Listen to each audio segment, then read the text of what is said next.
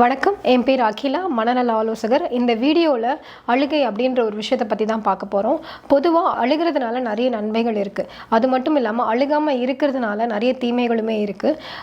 அழுகை எந்தெந்த சமயங்கள்லாம் ஏற்படுது அப்படின்னா, பொதுவாக பார்த்திங்கன்னா ஒரு வேலை இடத்துல நமக்கு கிடைக்கப்பெறக்கூடிய வாய்ப்புகளோ இல்லை ஏமாற்றங்களோ கிடைக்காம போகும் பொழுதோ, இல்லைனா ஒரு துக்க செயல்களில் நிகழ்வுகளில் நம்ம கலந்துக்கும் பொழுதாக இருக்கட்டும், இல்லை காதல் தோல்வியாக இருக்கட்டும், இல்லை சேலஞ்சிங் சிச்சுவேஷன்னு சொல்லக்கூடிய எதிர்கொள்ளக்கூடிய சூழலை எதிர்கொள்ள முடியாமல் போகும் பொழுது நமக்கு ஏமாற்றங்கள் கிடைக்கும் போதாக இருக்கட்டும், இந்த மாதிரி பல்வேறு தருணங்களில் நமக்கு இந்த அழுகை ஏற்படுது இல்லையா?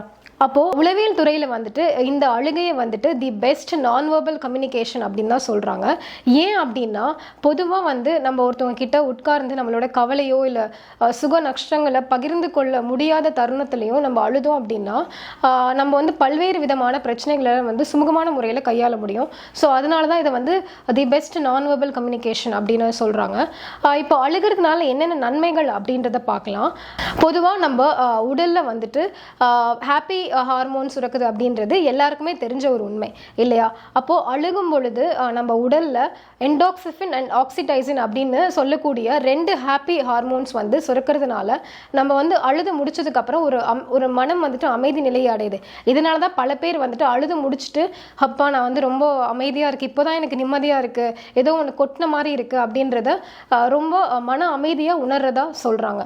இன்னொரு விஷயம் பார்த்தீங்கன்னா, அழுகும் பொழுது மூடு என்ஹான்ஸ்மெண்ட் ஆகுது. அதாவது இப்போ அழுது முடிச்சுட்டு நம்ம அடுத்தடுத்த வேலையை நம்மளால பார்க்க முடியுது. உதாரணத்துக்கு இப்போ ஒரு பிரச்சனை இருக்குது அப்படின்னா அதை பற்றி கவலைப்பட்டு இல்லை அழுதோ எல்லாத்தையும் முடிச்சுட்டு மற்ற விஷயங்களில் அதை போட்டு அந்த பிரச்சனையை பற்றியே மனசு போட்டு புழுங்காமல் மற்ற விஷயங்களுமே நம்மளால் கவனம் செலுத்த முடியுது. அந்த பிரச்சனையோட தீவிரமும் குறையுது.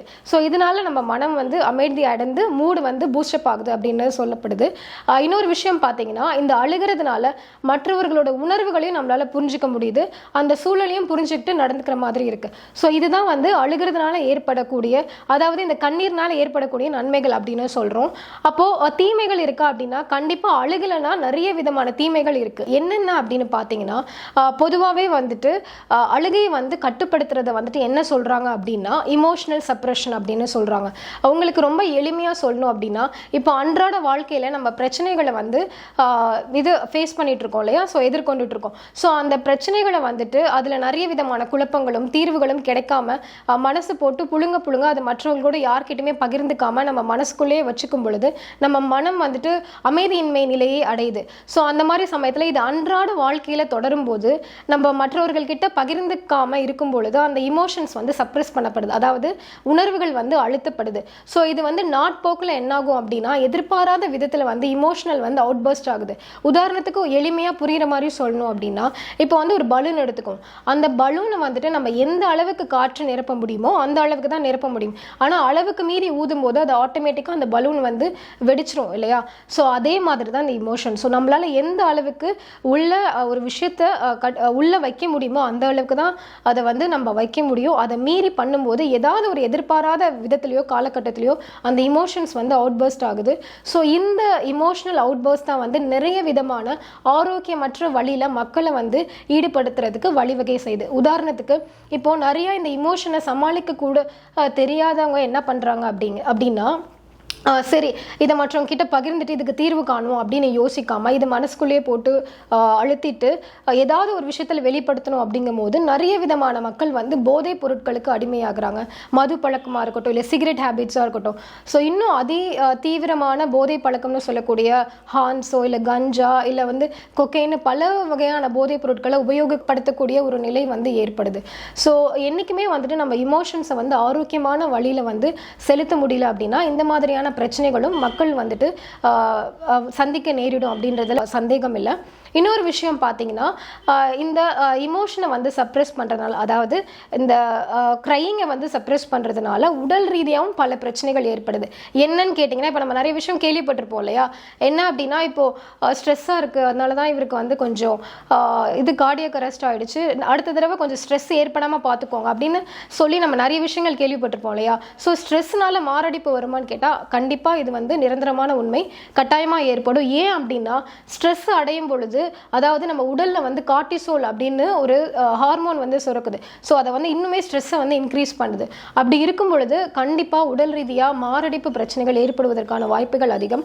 அது மட்டும் இல்லாமல் பல்வேறு உடல் ரீதியான பிரச்சனைகளான இந்த இம்யூன் சிஸ்டமில் பிரச்சனைகளாக இருக்கட்டும், அப்படி இல்லைன்னா வந்துட்டு பிளட் ப்ரெஷர்னு சொல்லக்கூடிய ரத்த கொதிப்பு, இந்த மாதிரி பல்வேறு உடல் ரீதியான பிரச்சனைகளுமே ஏற்படுது. இன்னொரு விஷயம் பார்த்தீங்கன்னா, நம்ம இமோஷனலை வந்து சப்ரெஸ் பண்ணும்போது, அதாவது அழுகையை வந்து நம்ம ஹோல்ட் பேக் பண்ணும்போது என்ன நடக்குதுன்னா, கார்டிசோல் அப்படின்ற ஸ்ட்ரெஸ் ஹார்மோன் வந்து சுரக்கிறதுனால நமக்கு இன்னுமே வந்து பயம், பதற்றம், மன அழுத்த பிரச்சனைகள், இன்னும் தீவிரமான மனநல பிரச்சனைகள் ஏற்படுவதற்கான வாய்ப்புகளுமே வந்து அதிகமாகவே இருக்குது.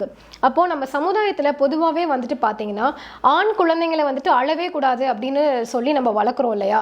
ஸோ இது எந்த அளவுக்கு சரி அப்படின்னா, இது வந்து ஒரு சரியான விஷயம் கிடையாது.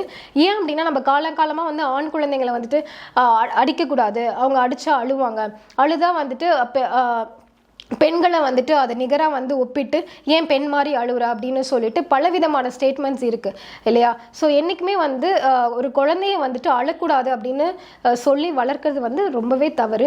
ஏன் அப்படின்னா, அந்த குழந்தை அதாவது இந்த அழுகை அப்படின்றது ஒரு விதமான உணர்வு. அந்த உணர்வை தடை செய்யும் பொழுது பலவிதமான ஆரோக்கியமற்ற செயல்களில் ஈடுபட முடியும். அந்த ஒரு இமோஷனல் சப்ரெஷன் வந்து வழிவகை செய்யும் அப்படின்றத நம்ம ஆரம்பத்திலே பார்த்தோம்.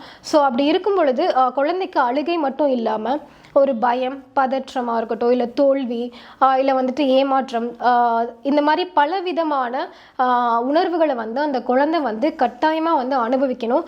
அனுபவிக்கிற அளவுக்கு அந்த பேரண்ட்ஸ் வந்து ஸ்பேஸ் கொடுக்கணும். அது மட்டும் இல்லாமல் இப்போ அந்த குழந்தை வந்து கோவமாக இருக்கா, இல்லை வந்து அழுகுதா, இல்லை வந்து ஏமாற்றத்தோடு இருக்கா, அந்த சமயம் என்னன்றதை நம்ம ஆராய்ந்து அந்த குழந்தையோட தேவைகளை பூர்த்தி செய்யும் பொழுது அந்த குழந்தையோட EQ, அதாவது உணர்வு திறன் அப்படின்னு சொல்லுவாங்க இல்லையா, அந்த EQ வந்து மென்மேலும் மேம்படும் அப்படின்றதுல சந்தேகம் இல்லை. எக்காரணத்தை கொண்டு குழந்தைங்களை மட்டும் அழுகாத அப்படின்னு சொல்லி வளர்க்காதீங்க. அது மிகவும் ஒரு தவறான விஷயம். உணர்வு ரீதியான விஷயங்கள் வந்து அதிகரிக்க கண்டிப்பாக குழந்தையோட EQவுமே வந்து மென்மேலும் மேம்படும் அப்படின்றதுல எந்த சந்தேகமும் இல்லை. நன்றி.